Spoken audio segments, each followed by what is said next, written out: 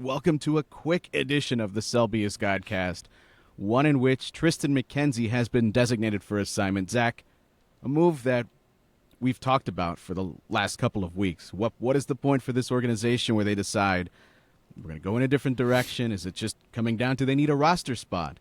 Or do they not believe in the man anymore? Regardless, they got to that point today before this Yankees series. Triston McKenzie designated for assignment. Imagine those words leaving your lips several years ago. Yeah, I mean, it doesn't even matter where you rewind to. You can rewind to 25 months ago when, at the end of camp in 2023, he and the Guardians were exchanging contract extension offers, and there was a chance that something was going to get done, and it didn't. And then he had an injury-riddled season, and we all know how things have gone the last 2 years. You could rewind to his debut. I was talking to Nolan Jones about this today. Remember, Nolan Jones watched his Major League debut from the rooftop at the Gateway East Garage, and McKenzie was electric. 6 innings against the Tigers, 2 hits, 10 strikeouts, struck out Miguel Cabrera, and then went home that night and played against Miguel Cabrera in MLB The Show. And it's a reminder of like how fleeting this can be, and how with pitchers, injuries can always interrupt the greatest thing you could have going, and consistency is so hard to find.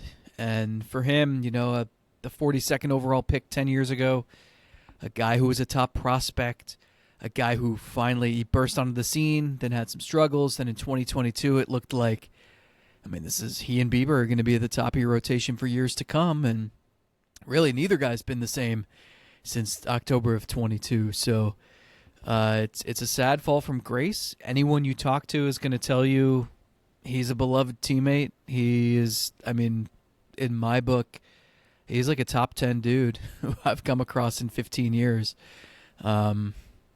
So it's too bad. He's easy to root for. He flashed brilliance, potential, and this is like a sad ending if this is the end to his Cleveland tenure. Yeah, we can talk about that in a minute, because it gets a little complicated just based on where they're at in the season, his salary.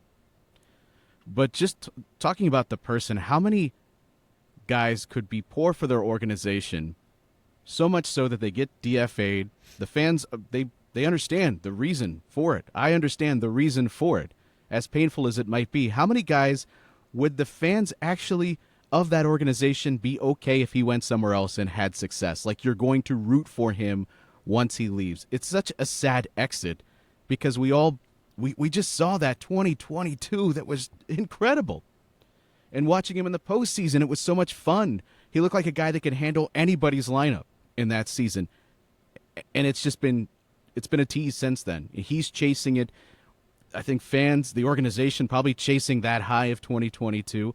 And the thing that makes it even wilder, I know it's been a little bit of a sticking point. He should have got the surgery. He should have done that years ago, and he'd be much better off for it. And I don't live in the world where that happens, so I can't tell you that for sure. But the weird thing is that his stuff still looks capable of getting guys out. It's gotten better. It's not a case where, oh, he's throwing 87, 85 now. He should have got the surgery because he's nowhere near physically what he should be. This is still a guy that is capable of hitting 93, 94, 95, and you were rooting for that to finally come back to the surface. How often do you have it where it's like, it's kind of inexplicable why the performance is not matching even the stuff being better than it's been in recent years? Which is why maybe he does just need a change of scenery, and he needs a new environment and a new role, and maybe less pressure of trying to do this in the last spot in the bullpen on a team that expects to win. Go to Miami where no one's watching and wins and losses don't really matter, and you can just work on things and try to get better. Go to Chicago, go to wherever. Who knows? We'll see. It feels like he got shortchanged and we got shortchanged, like those of us who enjoyed watching this dude work when he was at the peak of his powers, and he had the fastball that even if it was 91, 92, because he had extension and he had that lanky frame, it was getting up on hitters as if it was 95, 96, 97. And then the looping curveball was a thing of beauty. And the way he could play those two pitches off of each other and then mix in an occasional slider so it was something east and west instead of north and south. You could understand how the ingredients could add up to a guy who was a really good starting pitcher. And, health was always the question coming up. He missed all of 2019. When he had debuted in 2020, it had been 2 years since he pitched in a legitimate game. But once he got up to the majors, he hit the ground running, and it was, you didn't think about those things until you had to. So it's he gets shortchanged because it felt like injuries bit him at the worst time and complicated the decision for him whether to get the surgery or not. He's in a critical point in his career in terms of arbitration and trying to figure out what he can do moving forward. And, who 2 years ago would have thought that this is how this would end and this is where we would get to? I mean, so much so that I don't know that it's a foregone conclusion that he gets claimed or that someone's going to want to trade for him. Even with, this is not a guy that's like, you got him for the rest of this year. Why would you invest time in this man? Because, well, he's going to be a free agent. He's going to be going else. No, you still could conceivably have him for a bit. And he's making $2 million, which in the grand scheme of trying to get any pitching in Major League Baseball, seems like it should be a price that any team that's sort of what you're talking about should be willing to pay. And yet you don't know that someone's actually going to pick him up. It might not be the end. He might still be with this organization. It's just weird. It's weird that we would even be having this discussion, not only about letting him go, but that anybody else would be passing on him. I can't envision this reality we live in. It's one of those, I think everyone's on the same page, whether it's you and me, it's the fans, it's the organization, where it's like, hey, if he passes through waivers, great. Get him to AAA, try to get him right with the people who know him best. And I think everybody is also like, hey, if he gets claimed, good. Like, go try to thrive.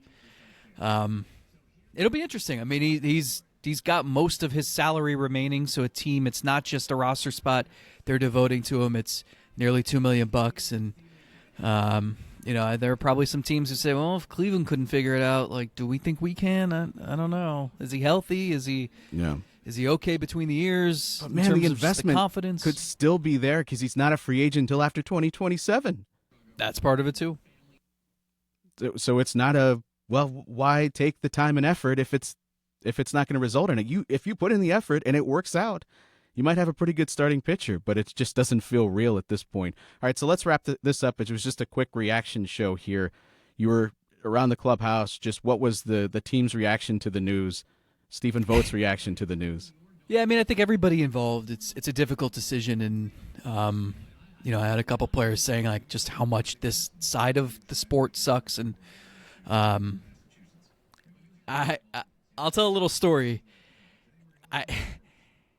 I broke the news to Nolan Jones unintentionally, and Nolan Jones and Triston McKenzie have been very close friends for a long time. They came up through the system together. They rehabbed injuries together in Arizona. And obviously, as we mentioned, Nolan Jones watched McKenzie's debut from the rooftop of the parking garage overlooking left field during the pandemic. What I didn't realize until the end of our conversation was that Nolan didn't know. And we got done talking, and Nolan looked over. McKenzie's locker is, I think, 2 down from his. He looked over and realized it said Kent with Kent's number instead of McKenzie's 24. And he's like, did something happen? Is this why we're talking about this today? And it was, that's that awkward, terrible feeling. But you don't know. The weird part is that many of the players had heard. McKenzie was informed of this after the game Sunday. And I think word had spread among the players by Monday morning, certainly, but not to everybody, apparently. And so it's never a fun thing when that happens. I'll save for the Patreon show later this week the one other time I can remember doing this. You dog. Which was more uncomfortable. But yeah, I mean, it's solemn. It's guys who have seen the evolution of his career, the ups and downs, and as we talked about, I mean, there are very few players as pleasant, as consistently pleasant as he is, and down to earth. You know, I appreciate people who you walk past players every day who think they're better than you because they're an athlete and you're not. Well, right? I mean, they often are. So and they often are, right? But I think with someone like McKenzie, like least for me. he can have casual conversation with anybody, and it doesn't matter who you are. And you like to think that matters, even though I think probably it doesn't. And like there are jerks who become really good players too. But he just made it easy to root for him, and I think that's the case whether you're his teammate, whether you're a observer, whether you're a fan. It doesn't matter. You know, there's a reason why like a teammate of his wanted to bust his ass to find a way to watch him when games were blacked out and he couldn't go in the stands because there was a pandemic going on. So he sat on the roof of a parking garage. I think that says a lot about someone's character. yeah, and it's unfortunate that we have to sit here today and even talk about it. We'll have more coming up later this week. Obviously, this was just a quick reaction show. Zach, thank you for being here. I can't wait till later in the week and you reveal that and also the list of jerks that you were just talking about. All that coming up later this week at patreon.com/SalvyScottcast. See you later, everybody.